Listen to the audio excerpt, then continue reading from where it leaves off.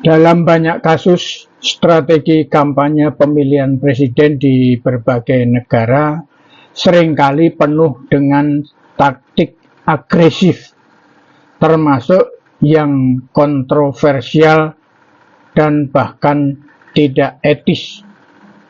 Meskipun tidak semua strategi menghalalkan segala cara. Beberapa contoh di dunia menunjukkan bahwa kampanye bisa menggunakan manipulasi, propaganda, dan bahkan teknik kotor untuk memenangkan pemilihan. Berikut beberapa contoh di antaranya.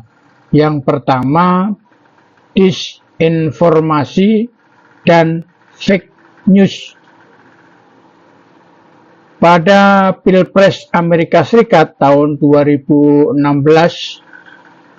pemilu antara Donald Trump dan Hillary Clinton diramaikan dengan penyebaran berita palsu atau fake news yang diyakini mempengaruhi opini publik. Misalnya, teori konspirasi Pizzagate yang menyebar di media sosial. Kemudian Pilpres Brasil tahun 2018 di mana Jair Bolsonaro diduga menggunakan kampanye WhatsApp yang penuh hoax untuk menyerang lawannya, yaitu Fernando Haddad. Kemudian yang kedua, manipulasi media sosial dan big data. Adanya skandal Cambridge Analytica yang terjadi di Amerika Serikat, Inggris, dan lainnya.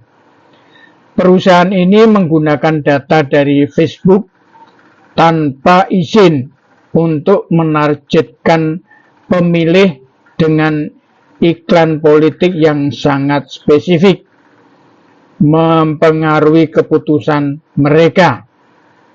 Kemudian Pilpres Filipina 2016, Presiden Rodrigo Duterte menggunakan pasukan troll di media sosial untuk menyebarkan propaganda dan membungkam kritik terhadap dirinya.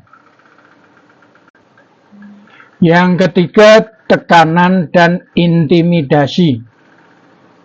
Pilpres Rusia, Vladimir Putin sering dikaitkan dengan intimidasi terhadap oposisi dan kontrol ketat terhadap media untuk memastikan dominasi politiknya. Pilpres Zimbabwe 2008, Robert Mugabe menggunakan kekerasan terhadap pendukung oposisi untuk mempertahankan kekuasaannya.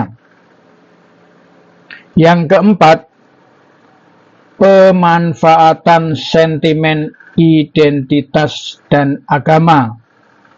Pada Pilpres Indonesia tahun 2019, isu agama dan politik identitas digunakan secara luas, termasuk label anti-Islam terhadap lawan politik tertentu. Kemudian pada Pilpres Prancis tahun 2022, di mana Marine Le Pen menggunakan retorika anti-imigran untuk menarik pemilih konservatif.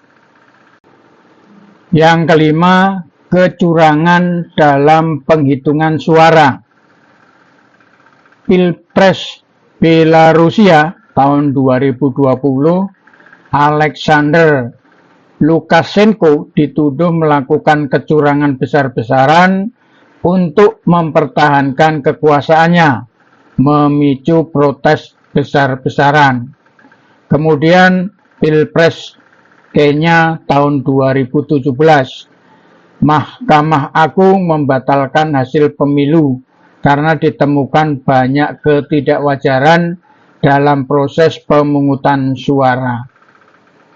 Meskipun tidak semua negara atau kandidat menggunakan strategi menghalalkan segala cara, beberapa contoh ini menunjukkan bahwa dalam politik seringkali batas antara etika dan kepentingan kekuasaan bisa menjadi sangat kabur.